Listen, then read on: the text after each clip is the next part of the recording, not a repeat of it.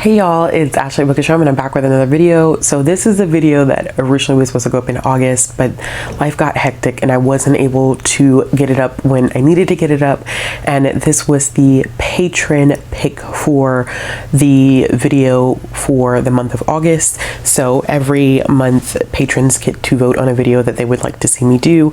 And we had about 5 videos to choose from, and this one had the highest selection of votes.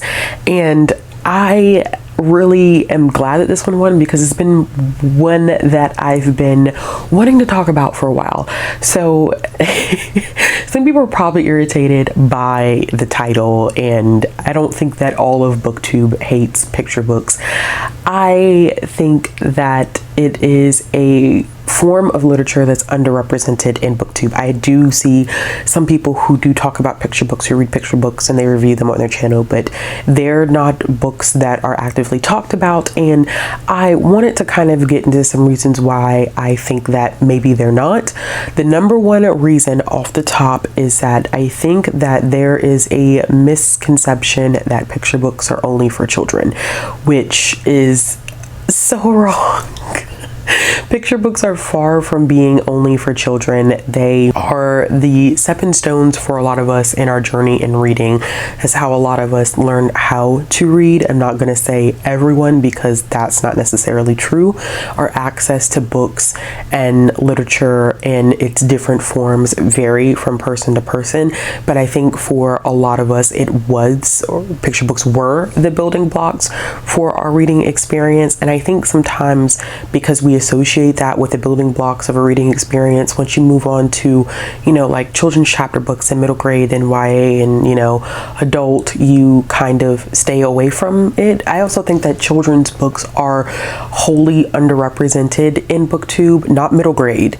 So there's a difference between children's and middle grade, and children's is geared more so towards 2nd to 4th grade. Middle grade is about 5th to 8th grade. And I think that 2nd to 4th grade age bracket, the books that are targeted at those demographics, they're also super underrepresented, and I can dive into that as well, but I won't do that today. So whenever I think about picture books in BookTube, I think that people often shy away from them because of the fact that they may not seem like they are, for the target audience that is a part of BookTube. But then at the same time, I kind of think like YA is a big part of BookTube and we're not the target audience for why we read a lot of that, but that's once again a whole another discussion. But yes, I do think that the misconception of what age demographic picture books are appropriate for is often a deterrent for most people for reading them. I know that a lot of people don't feel, not a lot of people, I know that some people also don't feel comfortable counting picture books because they're like, oh well, they're so short and they shouldn't count. And that's a bag of worms, in which I always say, like, what you read, it counts. It doesn't matter what the length is, whether you have 100 words per page or whether it's only 2 or 3. Like, reading is reading at the end of the day. You count what you want to count. I think that I personally don't count every single picture book that I read because sometimes I read them faster than I'm able to review them. I'm super behind on my reviews already, but sometimes I think consuming picture books, it makes it a little bit more difficult for me to sit down and do the reviews the way I want to do reviews. So for the most part, whenever you do see me reviewing picture books, those are typically picture books that I've gotten for review or ones that I think like really I want to showcase and kind of spread the word about. And at the end of this video, I'm going to give some recommendation of some picture books that I think that booktubers would enjoy. And these are not picture books that necessarily have come out this year, but they're books that I have read this year that I think are great. I have lots of other recommendations outside of these books, but in order to go through all of the picture books that I've read, because it is part of my job, it would be a very long video. Now, if someone wants to see a dedicated picture book like recommendation series, like, let me know in the comment box below, and maybe that's something that I can think about doing in the future. Anyway, so I think that on top of people feeling like, okay, well, if I'm reading this and, you know, I can't count it, you know, do I kind of want to stay away from it?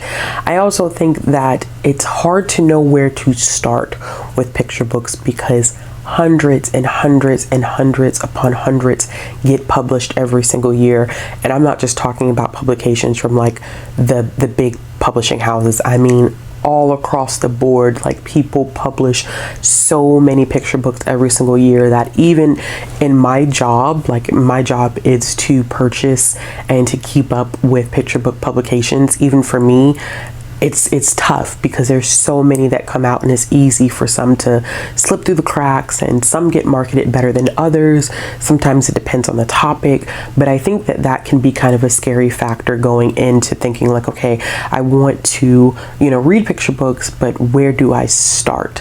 The price on picture books is also pretty hefty. So I think too, like when you factor that in, people are like, am I really getting my bang for my buck? Especially like if you don't have little ones that maybe stay in the same household with you, or little ones that you're in constant kind of like care for, or you're around all the time. Sometimes it could be difficult for people to kind of justify purchasing picture books, because picture books are like $17.99 for a hardcover, and they're 32 pages long. And I'm not even talking about like nonfiction picture books, because those can get kind of dense, and I won't really delve into that. But your average standard picture book is about 32 pages long. It takes about 15 minutes to read it, if that. I usually take about 15 to 20 minutes, because at the same time as like I'm reading this story, I'm also kind of looking at the art, because the art is a major component for a picture book.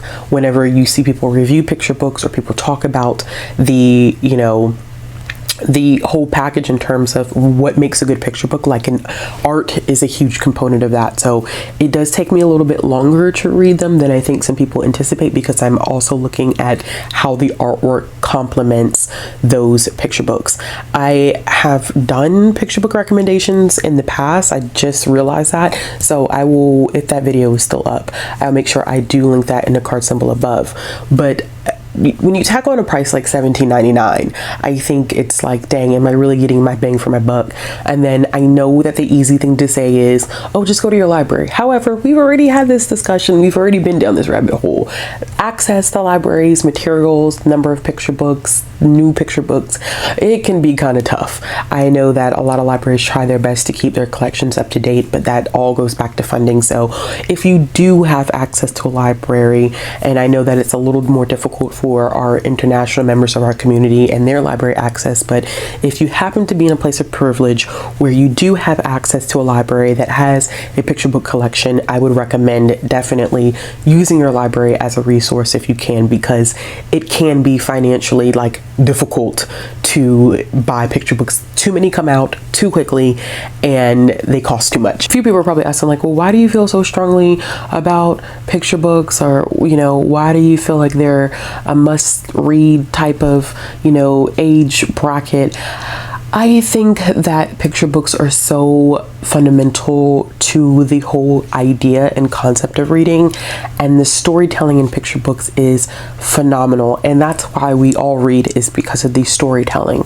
You know, whenever we review books or we talk about books, we talk about like, oh, I like that this story did this, I like that the author did this, I like that the characters were this. It's no different in a picture book, and I think that the size of a picture book, the number of words that are probably on a page, you think that you don't get that same fulfillment out of a picture book, but you really do. You get that fulfillment and more. I quite honestly have read picture books that are 10 times better than some of the YA and adult stuff that's on the market, because with the writer's ability to tell a story, and then for the illustrator to come in and create these beautiful images to accompany these words to give you this full scope of an amazing story that usually has some meaning behind it. And the meanings are not always necessarily deep. I mean, it can just be teaching you about kindness and sharing and seeing things through someone's, you know, different perspective. Sometimes they're just silly and fun, and there are picture books out there that were written with adults in mind, which is why I keep saying that I hope that eventually people will steer away from the idea of thinking that picture books are only for little kids, because a lot of times writers who their main place of writing is within picture books, they know that it's not just little kids consuming their books. They are well aware that there are caregivers out there that are also having to read these stories, and sometimes they definitely put content in there that you won't pick up on unless you're an adult. Nothing inappropriate per se, but just they keep the parent or the caregiver in mind. And I also think that some of the picture books that are out there are so prolific and just dynamic that they are appropriate for any audience. Not even from the lens of, oh, I'm writing this because I want to keep caregivers in mind. It's just an amazing book that I think is appropriate for everyone to read. I think that picture books too are a great way to kind of introduce yourself to certain topics. So if you feel like maybe picking up a nonfiction book about, I don't know, let me think, I have a couple of picture books here that talk about like residential schools, that talk about the slave trade, specifically talking about the 1619 Project. There are picture books that explore cultural phenomena. It's like, I did not know what a Chaiwala was until I read a picture book about it. Did not know that that was a part of someone else's culture, and it was normal. Like, it was just an everyday type of thing. So not only that, I think that sometimes we only think of like YA and adult books being able to teach us these big concepts or teach us about someone else's experience or teach us, something that's historically happened, and that's not true. Picture books do the same thing. They have the ability to do the same thing. And sometimes I think that for readers who may not be as keen on reading like hardcore nonfiction, sometimes this is a way to ease yourself into it. I was not a avid nonfiction reader. I am now. I think that I have grown into it, and I've been reading more nonfiction in the past like 2 or 3 years than I've read in my entire life, but I wasn't always there. And I think for me, a great way to learn about things was to pick up a picture book. And it's the books that I have here, they're all technically fiction, and some of them have some historical aspects to them. So they use a fictional character or fictional family, and not necessarily a fictional setting, but they use historical events to move the story along with these fictional characters. So I guess technically it can be like historical fiction if you want to call it that. But I do remember, like, in my class that I was taking when I was in library school, we had to pick out picture books that would be even appropriate to teach in a high school setting. That's why I feel like picture books don't get enough love on BookTube. And of course, I said BookTube hates picture books. I know I'm gonna catch some flack for that. And it's not a hatred, but it is just a lack of awareness there sometimes that there are more age categorizations to explore outside adult and YA and middle grade. And like I said before, I also think that children's gets left out, because I don't know if everyone's actively aware of like how those categories kind of break up, especially when we talk about like youth collections as a whole. Like, what is a board book? What is a beginner reader? What is a beginner reader or easy reader, depending upon like how you see them marketed. What is a children's book versus a picture book? What is a middle grade book versus a children's book? And how do you identify the differences between the two? And is a children's book the same thing as a chapter book? I think that because that structural knowledge may not be there, I think sometimes like children and picture books get thrown on the back burner. And it's so sad, because I wish that we could all share more love of picture books, because there's so many great ones out there, like beautiful, beautiful, beautiful artwork.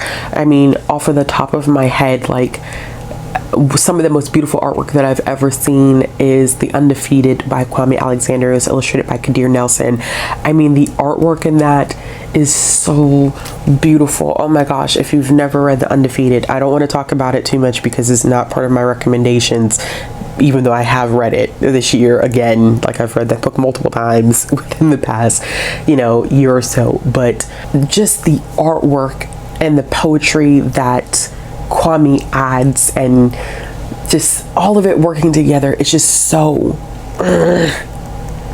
it's so beautiful.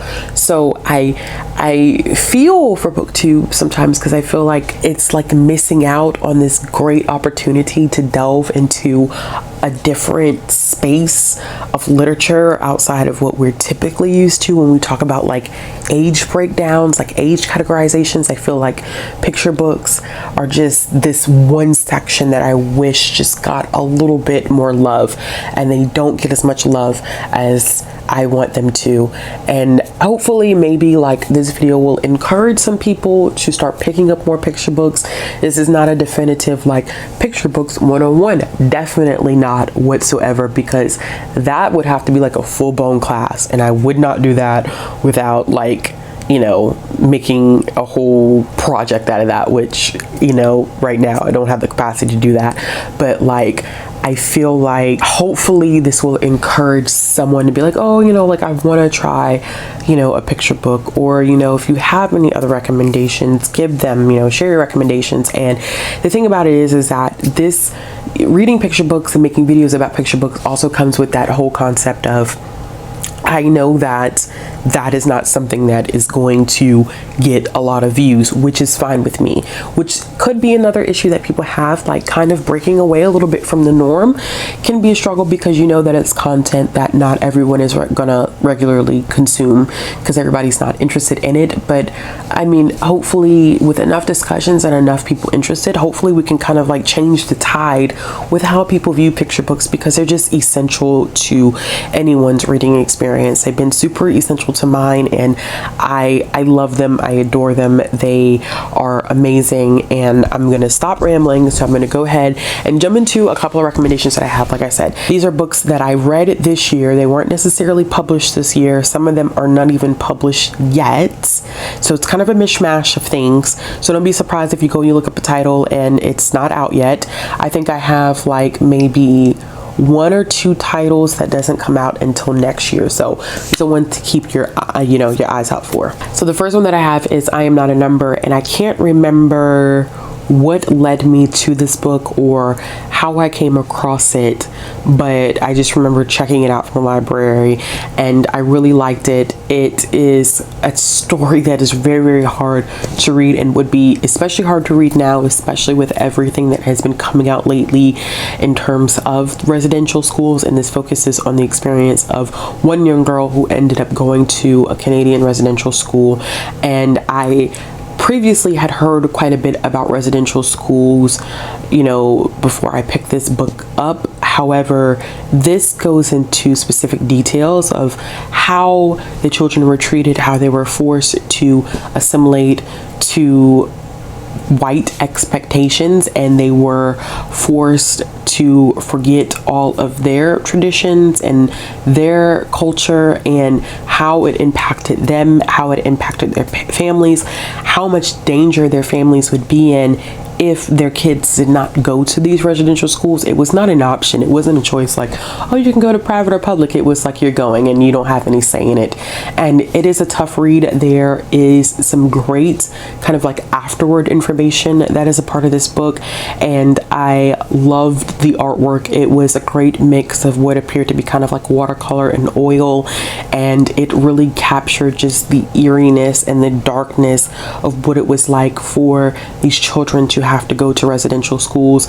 I will say that this is probably going to be tougher to read now because of so much that is happening surrounding residential schools, but I think that that toughness should not stop someone from reading it, because it's important information to have, and it is a part, I think, of particularly, I know, American history that is glossed over. It's not talked about. I can't say the same for Canadian history. I don't know, but if my money was on it, I would bet I would bet it is the same. So I think that sometimes when you have those forgotten histories, it's kind of up to you to educate yourself. And like I said, sometimes it's easier to delve into something like this, which is a picture book that gives you kind of a basic working knowledge. And you know, if you're not as comfortable necessarily jumping into a adult book just yet. The next one that I have is Chester Nez and the Unbreakable Code. This is by Joseph Brujak, who I cannot recommend enough. He writes a lot of picture books, children's books, and middle grade books. I am about to listen to his newest children's book, which is Res Dogs, and I'm excited. I think it's really short because it's only 2 hours long via audiobook, but he does some really great things in terms of incorporating the Native American indigenous experience into children's literature. So this is one that I was so pissed off at, not the book itself, but I was pissed off that I did not know anything about anything that happened in this book until reading it. And it is such a vital part of American history. It focuses on members of the Navajo community who actually were enlisted during World War II to create an unbreakable code that would eventually help the United States defeat the Japanese in World War II. And what's so crazy about it is that they kept developing, the US military kept developing these codes, and they just kept getting cracked. But the Navajo language is so complex that there was no way that anyone would be able to crack it.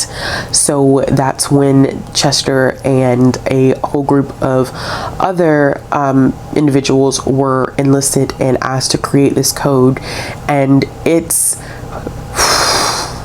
I'm getting frustrated just talking about it. I'm getting frustrated talking about it because I was a history major in undergrad. I loved history. History was my thing even when I was in high school. And I think it just pisses me off because the United States is so selective about what parts of history get taught and what parts of history don't get taught.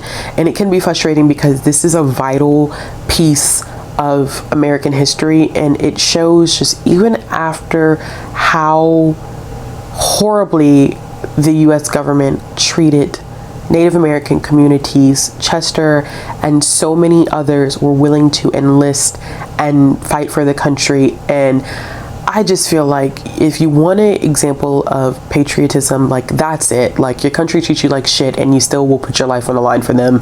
And I knew a lot about that in terms of like the Black experience, how there'd be Black soldiers who would go and fight overseas during World War I and World War II and would come back and get treated like crap.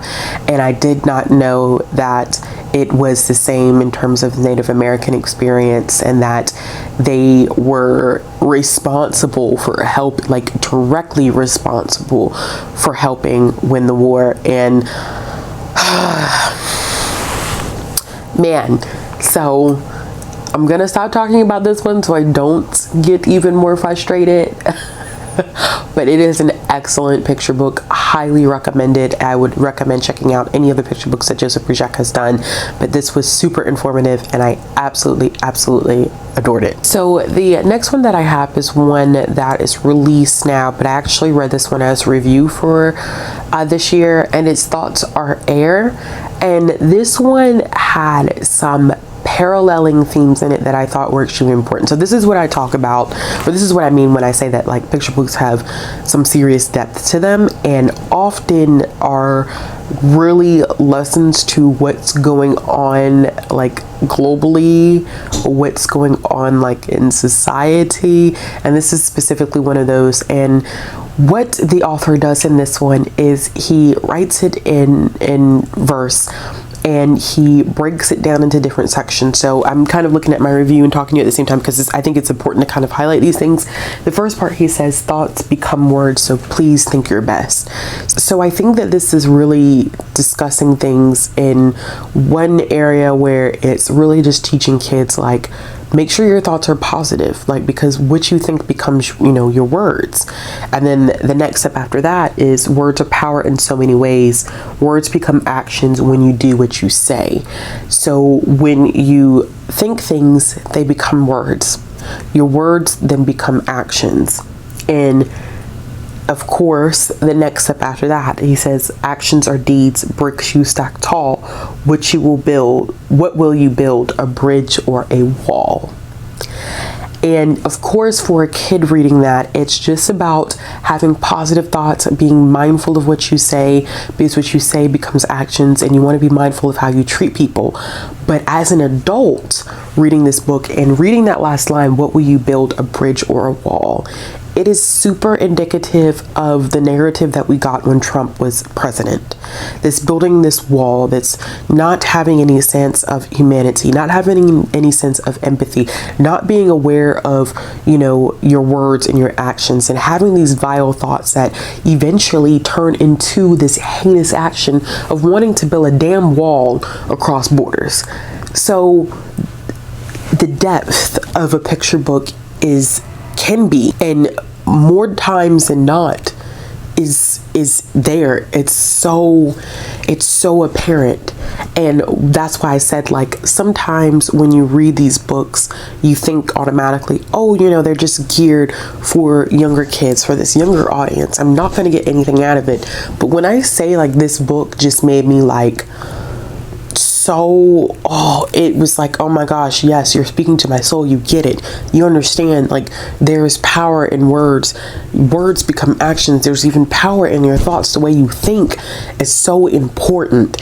And there are adults, I feel like, that need to read this book. It would be vital for them to read this book. The next one that I have is also going to be kind of a difficult one to read because of what is currently happening in Afghanistan and how the future for a lot of Afghan women and girls is going to look now that the Taliban has assumed control of Afghanistan, and it is a sky blue bench. This book is about not only the importance of Afghani women and girls getting an education and the importance that would play in their lives, but also bringing awareness about how, due to this war, there have been a lot of mines that have been left in areas where kids play, and it is not an uncommon occurrence for children to lose limbs. And it is heartbreaking, but it is also such a powerful book about this young girl's determination to go to school and to get her education because she knows that it's important, and she won't let the fact that her loss of her leg is going to stop her, because it deals with the fact that when she goes to school and she has her prosthetic leg, it's uncomfortable for her because they don't have furniture in the school. All the kids sit on the floor, and her leg bothers her when she's sitting that way, so she makes it her duty to get a bench created, and so her and the other kids can be comfortable and they can get their education without any problems. And it's tough talking about this book now because of everything that's going on and not knowing what the future will look like for these young women and girls, and whether, the progress that had been made for them to be able to get access to an education, what that will look like now. And this book is a good teaching point because, as much as I talk crap about the education system here in the United States, I mean, without a doubt, without fail, it's definitely something that could use a lot of work. It's a privilege.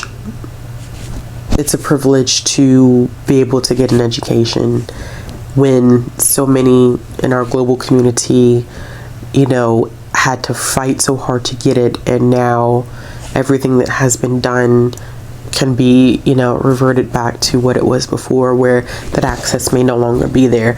But this book itself is about hope, and the use of blues is really, oh man, just thinking about it now in context, it's just a beautiful book and an inspiring book, and insightful and hopeful, and Hope is an important thing, so I definitely recommend this one. The next one that I'm going to recommend is Crowned with Glory, and I would say you could never have enough books about positive Black hair representation and just Black girl joy.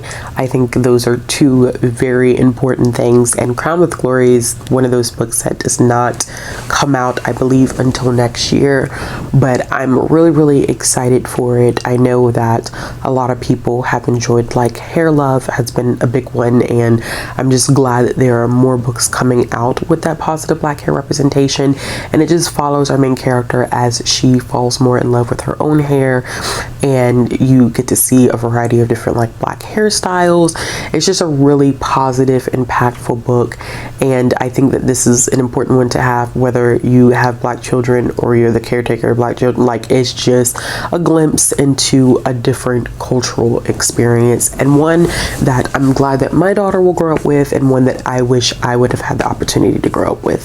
So the next one that I'm going to recommend is When Three Oceans Meet, or Where Three Oceans Meet, and this is about a family that makes a decision to go to Kanyakumari, and I'm hoping that I'm saying that somewhat right.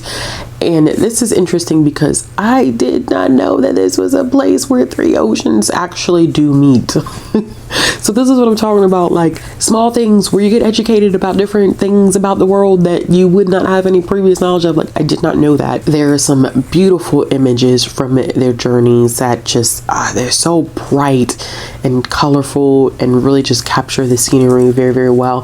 But at its core, it is about this daughter, mother, and grandmother who live far away from each other. I believe the grandmother still lives in India, and they're making this trip to say that, you know, this is where they will always connect. This is the connection that they have to each other, and that though thousands and thousands of miles separate them, this is the one thing that does unite them as a family. And it's just beautiful. It's just, I think geographically and culturally, there are a lot of things that you can take from this book, and this one I believe is already out. It should have already been released, but it was so good. It was really great. The next one that I have is one of my favorite books of 2020, and that is the 1619 Project, Born on Water. Whew, if you haven't heard of the 1619 Project, I implore you to open up a tab and do some research. I'm probably going to talk about this one a little bit when I do my August wrap up, so I won't delve too much into it. So this book starts off as a story about a little girl who's in school. She gets this project in which she's supposed to, like, trace her genealogy, and she realizes that when she gets to a certain point, she can't go any further. So she then asks her grandmother, like, you know, like, where do we come from? And, you know, as small as that may seem to some people, it is a huge thing for a lot of Black people who cannot trace their genealogy whatsoever because there's no record. And then the story goes back to 1619, where the first individuals were stolen from the west part of Africa and put on ships and brought to, you know, the Americas, the Caribbean, and made into slaves. And I know that the 1619 Project has been extremely controversial, but it definitely controversial to certain groups because, of course, teaching kids this information is just divisive. Just stupid. But it goes through basically the experience of slavery and then what Black people deal with after the fact, and how we have kind of had to figure things out in terms of genealogy, because for a lot of us, there's no records kept.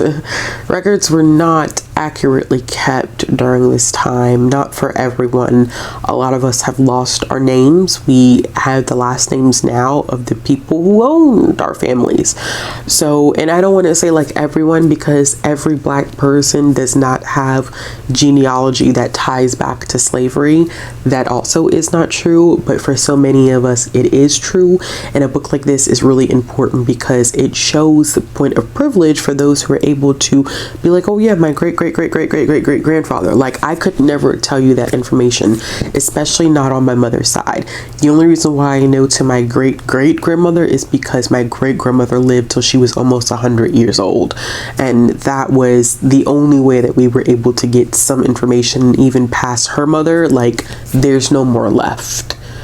And probably past her mother, we actually would have been delving into slavery, possibly, because my great-grandmother was born in the 20s. So there's a possibility that her grandmother was either born free or was born into slavery. But without records, without being able to have your children in a hospital, with slave owners changing things for their own benefit, like, who knows? So we only have what we have, which is what some countries in Africa were prior to colonization. And that's what we had to go off of, like who we're related to. Some of us can't really tell you that. So this book is just really, really great. The artwork is beautiful. Oh my gosh. Oh gosh, y'all, the artwork is just, it's breathtakingly beautiful. This is a book that everybody needs to have in their collection. I don't care what you say. I don't care if you have kids or if you don't have kids. You need to have that picture book in your collection. And the last one that I have for this recommendation, because this video is already super long, is Chaiwala. And this is one that I read. I don't even know why I requested to review this one necessarily. I think that I saw that it looked like it had diverse characters. I had no idea what a Chaiwala was when I requested this book. No idea. No freaking idea. And I almost don't want to spoil it for y'all, because I want you to find this picture book if you can, and I want you to feel the beauty, the discovery of it. But it was very, very interesting learning what a Chaiwala was and how it fits into the everyday life of some individuals. And I was like, I know what chai is, but I had no idea what a Chaiwala was. And it was just fun. It was just fun. And it goes back to my point of, like, picture books teach you so many, like, small nuggets of information, things that you would never learn in a classroom, things that you would never ever in a million years learn, you know. Even as a history major, there's just certain things that you just don't know, because it may not be your lived experience. It may just be like something that's a normality in a certain culture, like it's something that they experience. It's not anything that's new. It's something that they would see on a day-to-day basis, and we may not know that because it's not our lived experience. We may not live within the confines of that culture. So even for me, like, reading this book, I was like, oh look, I learned something new. I would have never known this had I not picked up this picture book. So if you're like me and you just like learning about different experiences, different cultures, people's perspective on things, how these writers are able to capture what's happening moment by moment in our society and put it, you know, words to pages with illustrations, I think picture books should be revered and honored for the great and brilliant work that they do every single year. Every single year there are brilliant and beautiful picture books that come out. So hopefully these are a couple that you may be interested in. As I was saying before, if you want to see like a more in-depth like picture book recommendation video, let me know and I could possibly make that happen. I may have to split that up because that's a lot of picture books to have to go through. Like, that's a lot of picture books. But yeah, I definitely think that you should check these out. If you like this video, give it a thumbs up. If you want to see more content from me, click this subscribe button, hit the bell for notifications. If you're interested in following me on social media or supporting this channel, the links will be down in the description box below, and I'll be back with another video soon. Bye.